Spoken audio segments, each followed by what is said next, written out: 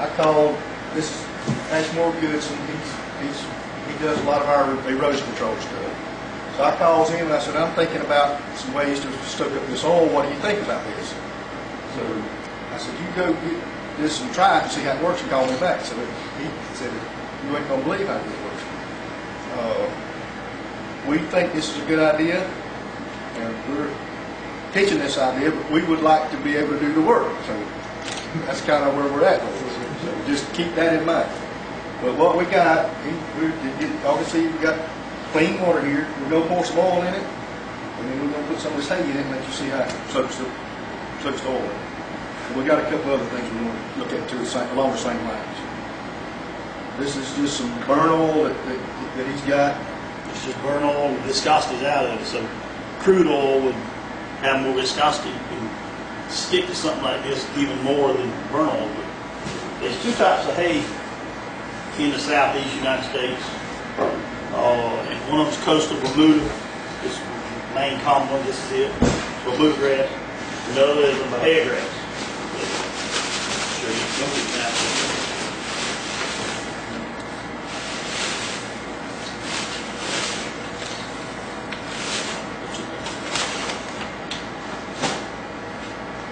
Now, if you just simulate wave, you know, this is, I'm only going to do this for just a few seconds, whereas it can stay in the water for hours and hours and hours, maybe days.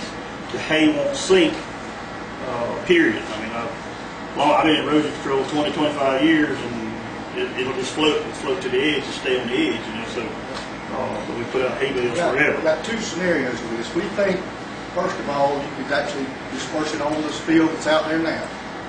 It'll soak up the oil there now. You've got skimmers that come along and skim up the hay, or you could use the shrimp boats out there with their nets to pick it back up, or something along that line. Or if it washes up on shore, it's going to be just like seaweed, and then you take conventional beach cleaning equipment and you just pick it up. And we have dumpsters on the beach with liners or whatever in them and put them in those dumpsters. And then as far as disposing it, my thoughts was take it to some incinerator and use it for energy and burn it, mix it with wood chips or whatever, and dispose it like that. I don't know what the DEP implications would be of that or whatever, but as far as getting it out of the water, this is, I've grounded all kinds of stuff in the last few days.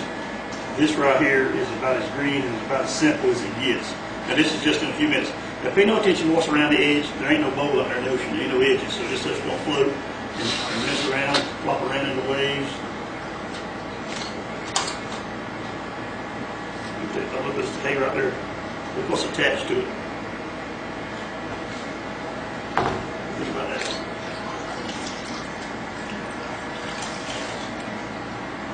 With a quarter of a pound of dry hay. This is Bermuda grass. This is what commonly farmers will have everywhere. Hair grass and Bermuda grass. And that's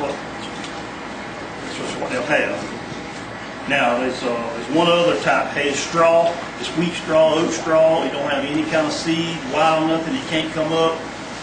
That's going to be here. It's being seasoned in about 2 or 3 more weeks, and that would be a massive readiness supply in about 2 or 3 weeks. But if you got this known all over the southeast, you could have a lot of hay coming to go on barges to go out to blow in the middle of that. Just blow it out there in the wind. It can't screw up because it's going to float around and float into the oil, and it'll attach itself to it.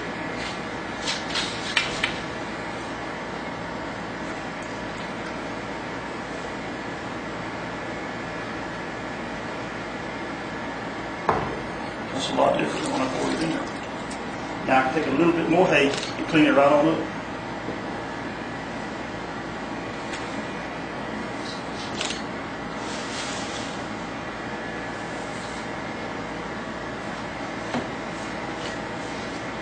It looks bad around the edges, but there's no pan edges out there, of course. And really, if you look inside there, there's a lot of hay. Look inside here that hadn't yet grabbed any oil. So the hay scattered out will do more wave action. You know, it's going to you want it more waves, right? The more you blow it, the more you scatter it. Each one of them can pull a lot of oil out. I done it so fast. You got some pieces. There's some that scoop like it should be right there. I got some that ain't hardly got any oil on it because I hadn't left it in there long enough. You had mentioned it forming a hard cement like, but when I look at this, it looks like it's hay with oil on it, and I put my hand on it and got a bunch of oil on it. So is it, could you clarify what you meant by, it seems that,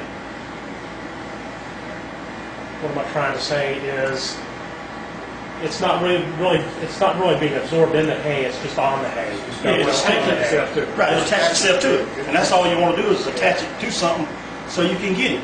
If it makes it to the beach, worst case scenario, it's going to end there at high tide. That's where it's going to be set. And it'll stabilize right there and be in the hay. So you take this beach seaweed equipment, it's pretty readily available. Equipment now. They'll run along there and just roll it, pick it up, and go right in. The oil's coming up. If it washes up there without being attached to something, you got it in the sand, you can't get it. In other words, you got a mess Yeah. to get it. So this would skim it more off the top of the sand as opposed to removing more of the sand. That's right. That's right. You just skim it, and the sand jiggles down it just like getting the seaweed stuff with seaweeds on the beach. But you don't start there. You preemptive. You go deep out there where it's at with barges and stuff, and blow this into it, and it'll be mixing and churning. And then you can put people with nets. Big round bales of hay that you put in a blower and it actually chops it up and blows it out there in this form. So you got a lot of hay here that's still clean because there's no more oil left there.